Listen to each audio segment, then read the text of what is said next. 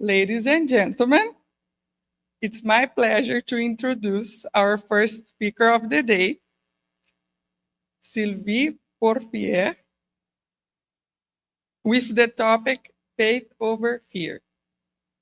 Sylvie has been involved in the Spiritist movement for many years. And with the Spiritist Society of North Beach since its incorporation in 2009.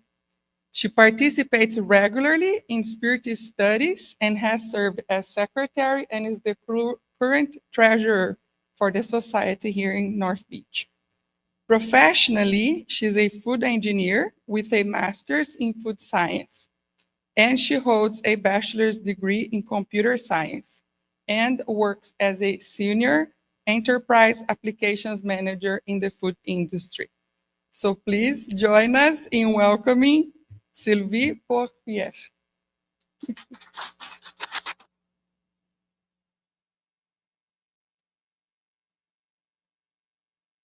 Got upgraded to the IT field.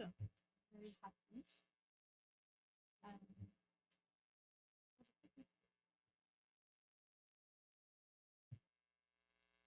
So to get into it, we are going to start with a definition of fear so that we can set the ground of our discussion today. And the Cambridge Dictionary tells us that fear is an unpleasant emotion or thought that you have when you are frightened or worried by something dangerous, painful, or bad that is happening or might happen. So interestingly, this could be in the realm of physical reality. The threat could be just in front of you, but we see also that it could be something that you think about, meaning that it's in the realm of possibilities, but still it's affecting us.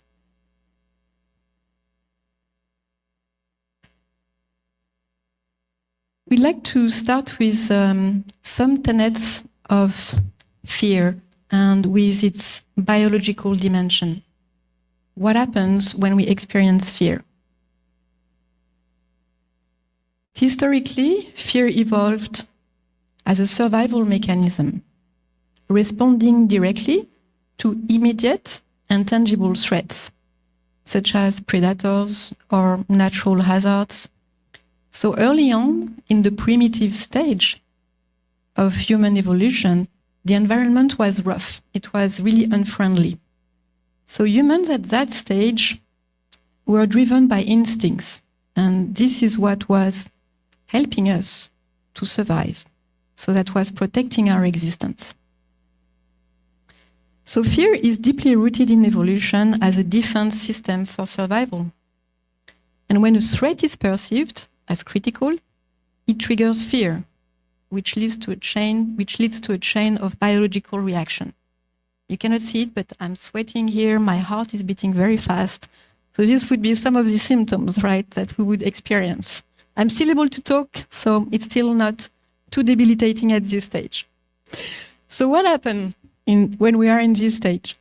The amygdala and the sympathetic nervous system orchestrate rapid fear responses, triggering adrenaline, noradrenaline, and cortisol, which are released in your bloodstream, and then you're ready to fight or to flight. So I'm fighting right now.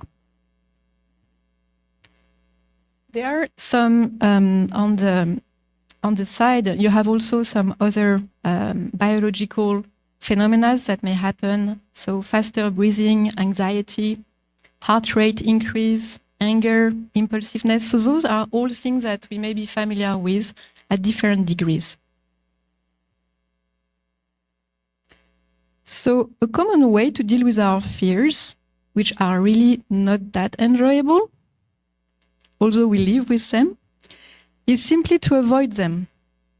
So I tried to avoid this call, this invitation to be with you today. It didn't work. So here I am. So we avoid the triggers, we distance ourselves from the threats, we mitigate them, we eliminate them. We are very good in our societies to mitigate and eliminate, so that the risk of exposure is not is not so impressive because we know that it triggers us. So we pretend they are not part of our lives. So a few times I denied the invitation from the Spiritist Society of Baltimore. So I lost the opportunity to practice, and here I am. The call come. The triggers will come back. The triggers will come back to you because there is something to learn about it.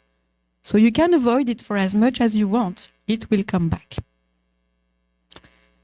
So today, in our modern societies, we retain this mechanism.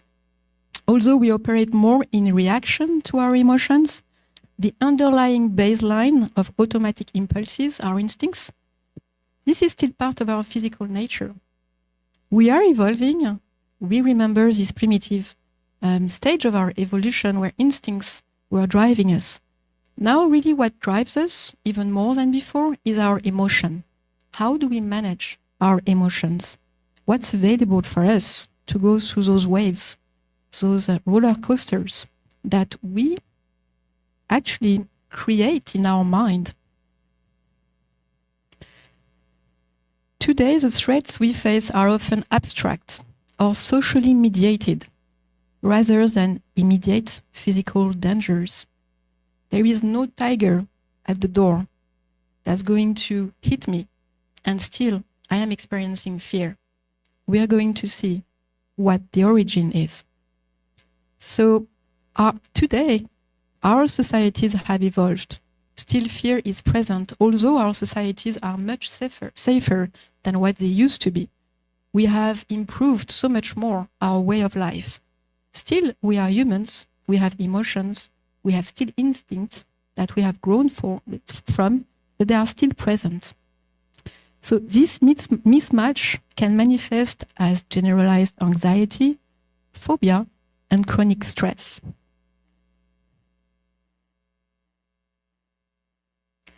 Let's move on to the origin of fear.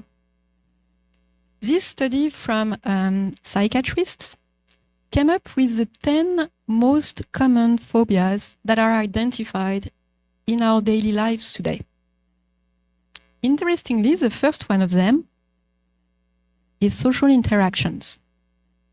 Do we relate to that? Probably to some degrees. Especially coming out of our COVID pandemic, learning to live together, learning to be safe with one another, and learning to be vulnerable. Because when we engage with one another, we have to give part of ourselves. This is the first origin of fear today. Circle clusters, that was new to me, but that triggers fears. This is when you have a pattern with holes in the middle, like a sponge, for example, or a honeycomb. It can create some unpleasant feelings. One that we can relate to is failure. In our societies where we are called to be perfect, we are called to be efficient, productive, to contribute, to be the best, to shine. The fear of failure is very strong, and depending on how we know ourselves, how we approach it, this threat can be very, very critical in our lives. Fear of death and disease, this is something we live every day. Once again, we put it on the side. We forget about it. We forget when we are young, even later in our lives, that we will die. Fortunately, we are spiritists, so we are getting prepared for it.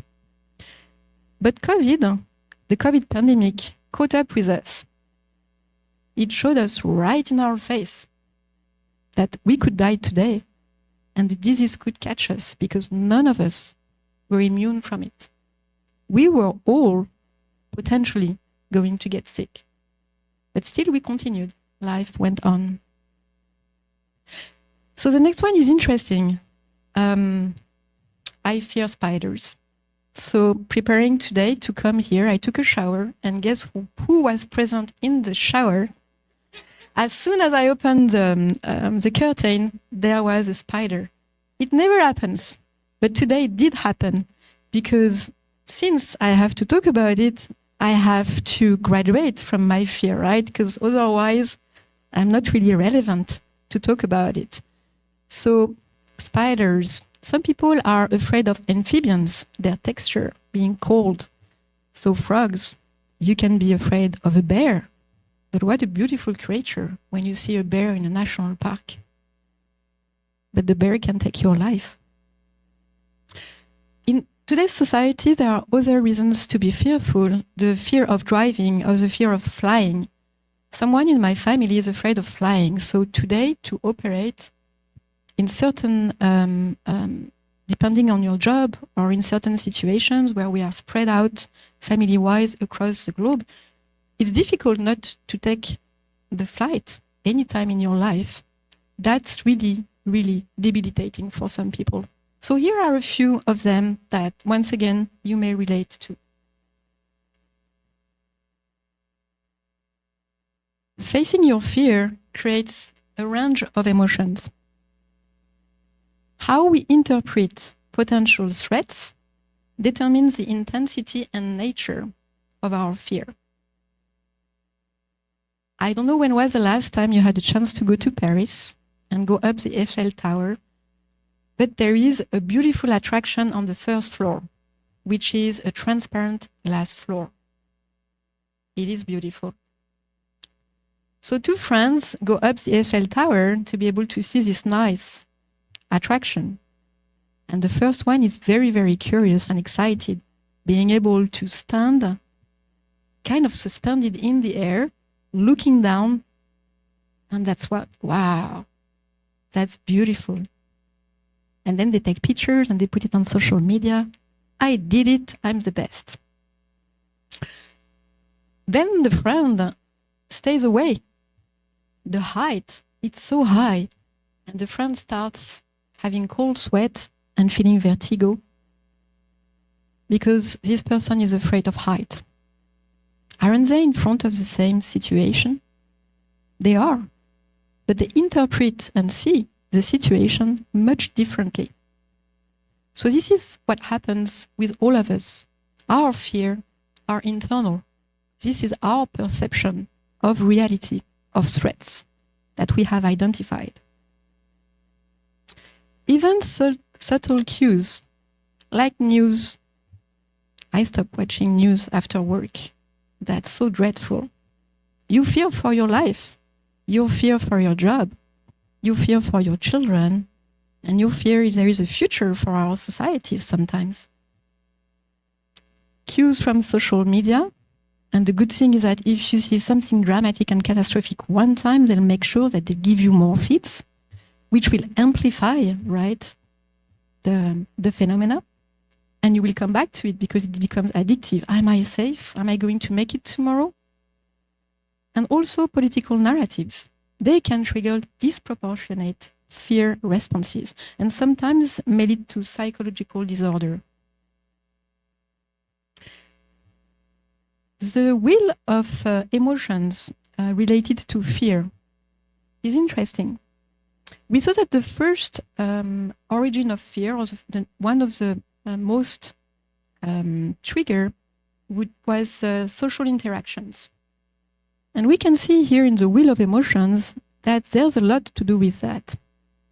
Because the emotions we feel are anxieties, terror, insecurity, phobia, suspicion for one another, for our societies, paranoia, intimidation sometimes at home, in the workplace. What about isolation? The isolation that leads sometimes to really disturbing psychiatric disorders, such as depression and others. So this is something important. And once again, we all relate to that day to day in a different way. Our response to fear. The spirit Joanna De Angelis in the book Existential Conflicts tells us, fear is a universal experience that can be either protective or debilitating. We all face it. It's here in front of us every day. What do we do with it? It can be adaptative or protective, like Joanna tells us. Fear guides vigilance, avoidance of danger, and preparation for emergencies. It remains integral to learning, motivation, and resilience. How positive is that? You can use fear actually to grow from it. Keep learning. Unfortunately, there is the other side of the coin. It can also be harmful. Or, as Joanna puts it, debilitating.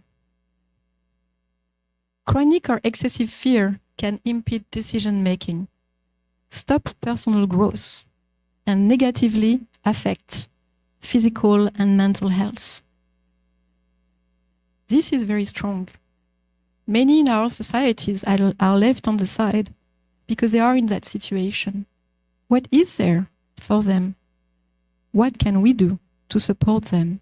Not all of us are able to go through difficult situations the same way, and we need help. We need to help one another.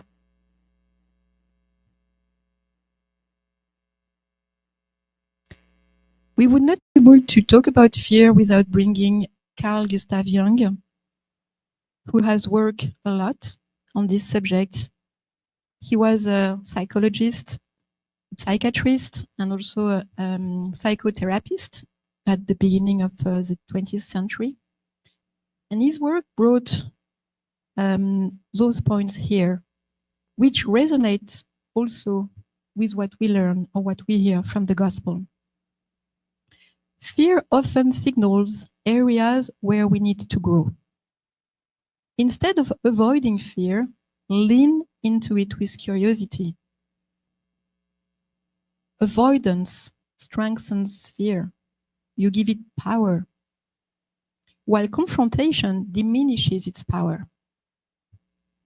Acceptance of both the light and dark aspects of life is essential. He also tells us that fear arises when we resist the natural flow of life's duality. Joy and pain, success and failure, certainty and uncertainty. Embracing this duality fosters resilience and inner peace. What an invitation. There is so much that lies behind fear. For us as spiritists, as we learn that we need to progress, we need to embrace it, be able to face it, and you use it to grow from it. Carl Jung also told us what you resist not only persists, but will grow in size.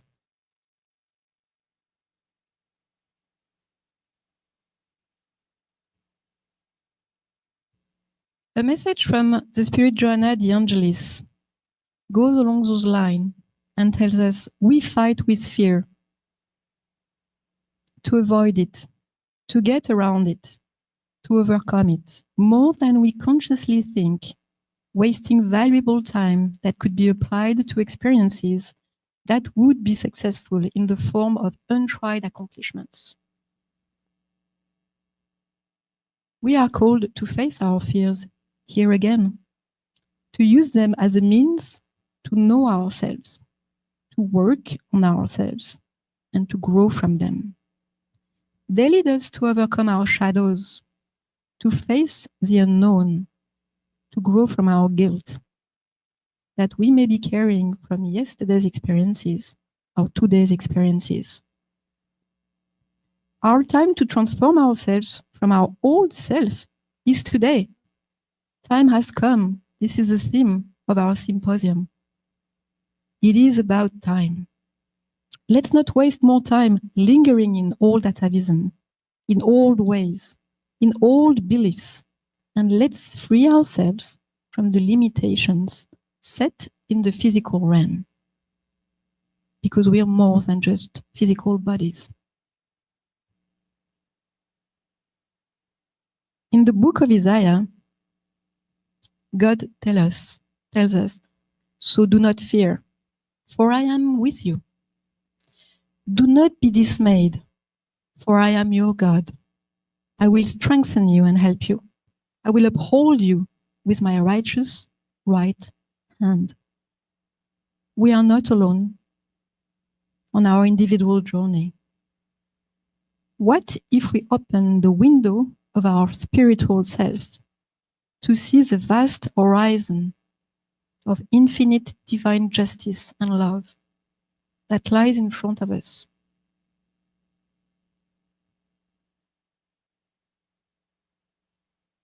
Let's talk about what can we do with this fear that seems to be so magical, that is going to help us grow. In Psalm 56, when I am afraid, I put my trust in you, in God, whose word I praise, in God I trust. I shall not be afraid.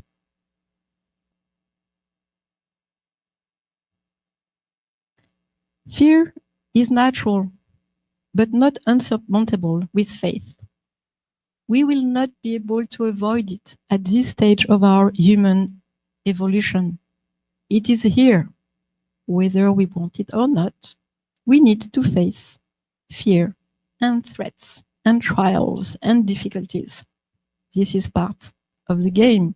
This is part of this life. God's refuge offers comfort and strength. This is a solution. We have difficulties and we are not alone. God's here around us. Divine support uplifts and sustains during difficult times. Trusting in God helps overcome fear and anxiety. And Paul, in one of his letters to the Philippians, tells us, in nothing be anxious. And that's the call.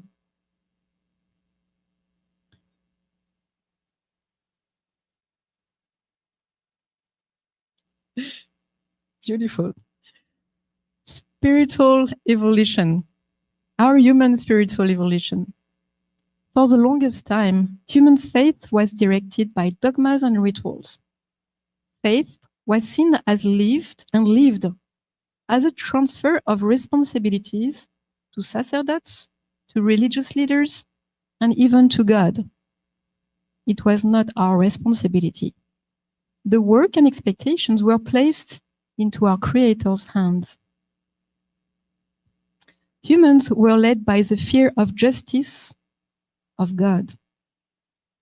If one did not follow the divine law, one would face divine punishment by means of death, calamities, diseases, and much more. And that was, in that stage of evolution, the way we were learning. It was good for the time. At this time, there was not the awareness and the will to change. We were still very primitive. We didn't have the will to improve, and faith was not lived internally. It was practiced with external behaviors. If we were going to church, to the temple, we were doing the right thing because everybody would see we were going to listen to the divine laws and the divine words. We pretended we adhered to dogmas and rituals, and that was enough. Our faith was placed in God's will. This was the evolutionary stage where blind faith was predominant, requiring the abdication of reason and free will. What came our way? Faith, divine inspiration from God, awakens all the noble instincts that lead humans toward the good. It is the foundation of regeneration. Through centuries of darkness and much suffering, because we believed that we had to spread the word of God with divine force, or I would say with human force. That was our stage of evolution. Our journey toward the divine truth, beauty, and goodness took us to use finally reason and understand the strengths of our faith. Then human beings, spiritual beings, started a true relationship, a true connection with the Creator. It was no more, I give you the responsibility of my life. I take it, I know it, and I will work with you. I will work with my God, and I will create this relationship. I'm not avoiding it anymore. The Spirit Emmanuel in the Consoler tells us, To achieve faith is to achieve the possibility of no longer saying, I believe, but affirming, I know, with all the values of reason touched by the light of sentiment. And sentiment will get there once we can graduate all those realm of emotions that we carry. We'll be able to transform them as we evolve into sentiments, which is a much higher feeling that one day we'll be able to experience. Spiritism teaches that faith must be reason, not blind. True faith is built on understanding, reflection, and confidence in divine justice. It gives strength to face trials and inspires courage in the face of adversity.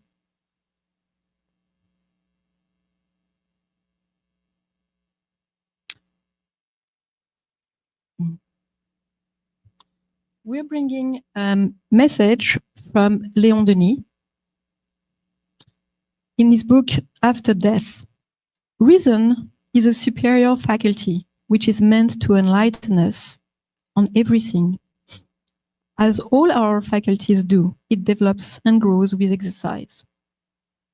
The human reason is a reflection of the eternal reason, or, as St. Paul said, it is God within us.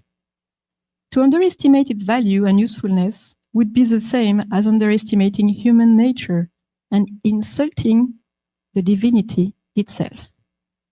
The intention to replace reason by faith reveals utter ignorance of the fact that both are interdependent, strengthening and invigorating one another.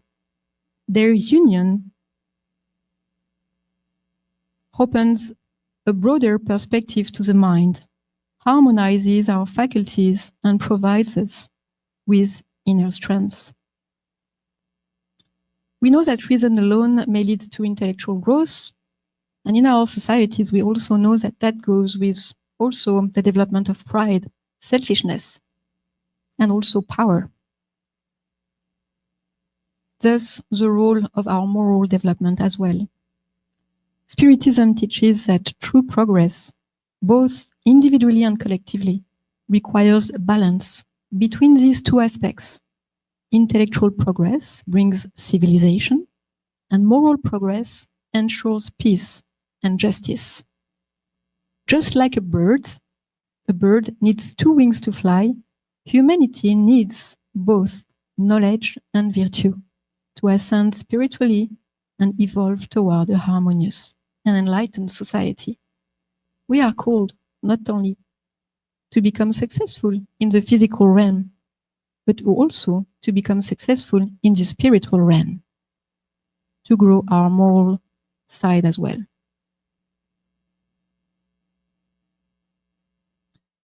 Human and divine faith. And I'm sorry, I may have to rush a little bit because we have quite a few slides. So this message from the Spirit Joanna the Angelist tells us, trust in your efforts and in the divine providence, which is always watchful and ready to help those who put themselves in its hands. Here we are called to trust ourselves, to start the work. It is not only in God's hands, it starts with ourselves. Trust in your own inner strengths. Have confidence in your own abilities. More than anything, we are called to keep calm. We learn about mindfulness in our societies today. What can calm achieve compared to anger, compared to rushing? Calm will be more powerful. Be patient with yourself. Joanna the Angelist tells us, forgive yourself. You don't have to be perfect today. You will be one day. Give yourself the time to learn and to grow. And remain humble in all circumstances. We'll move to the power of faith. The power of faith receives a direct and special application in magnetic action. Through faith, Humans act upon the fluid, the universal agent, modifying its qualities and giving it an impulse that is irresistible, so to speak. Thus, those who combine a normally large fluidic power with an ardent faith can solely, by their will, direct it toward the good, perform the remarkable phenomena of healing, and other phenomena as well, formerly regarded as miracles, but which are nothing more than the consequences of a natural law. That is why Jesus told his apostles, if you could not heal, it was because you did not have faith. It starts with yourself. Then the divine providence will support us. The power of transformation. We'd like to be able to bring a few tools. What can we do to transform our lives? What about know thyself, self-knowledge?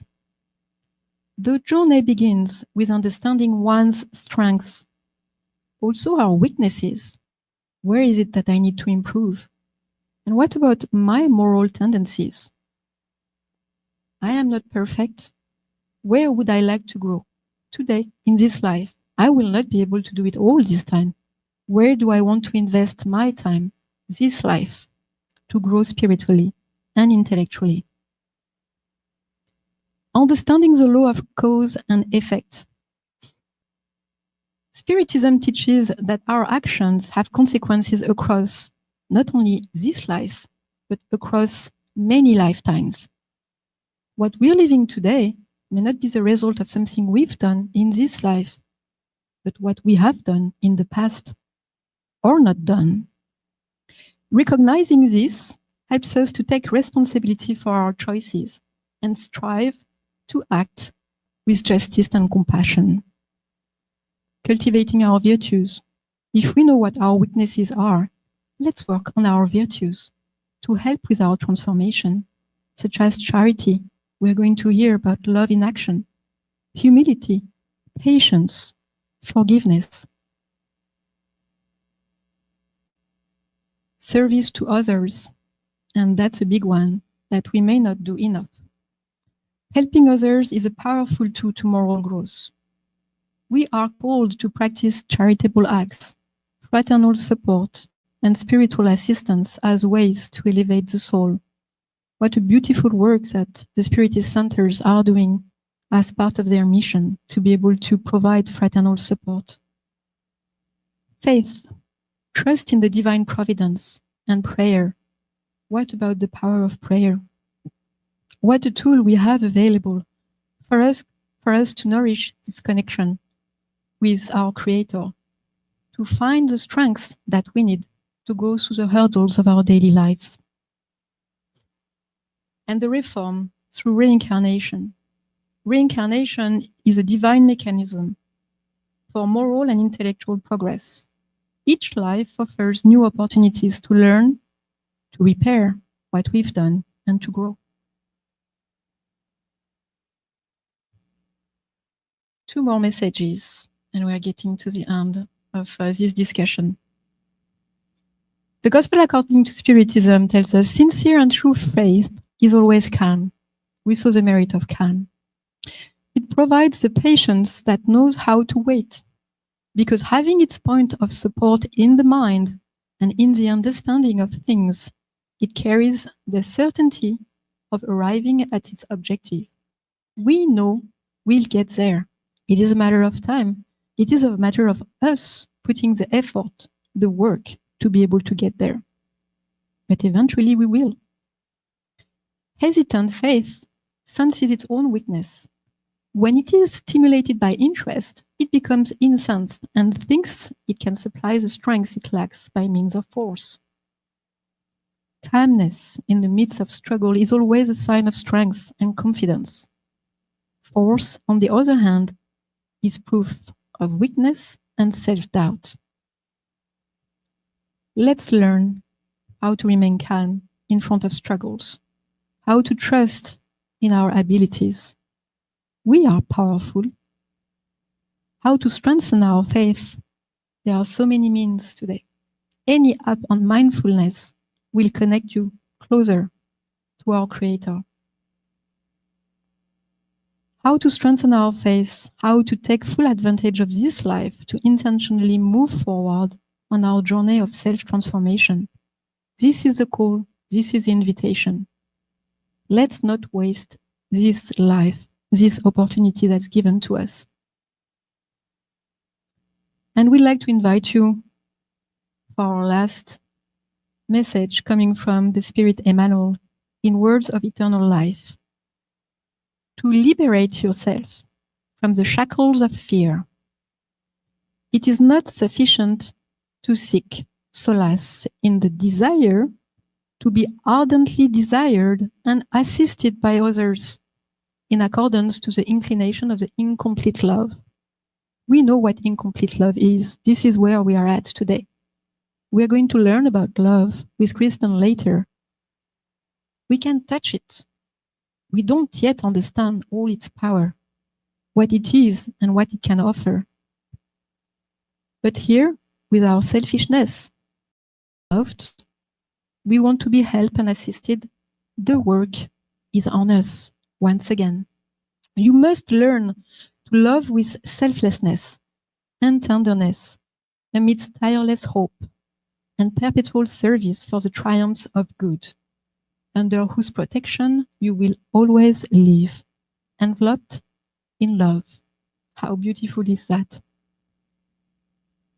This is in accordance with the balance and perfect love emanating from the divine force, which raises us triumphantly from the abysses of shadow to the heights of light. We are going in the direction of light at our own pace. But this is where we're heading, following Jesus' steps, following our Master Jesus with his love and tenderness. This is where we are ending today for this discussion. Thank you very much for your support, and may we remain in peace.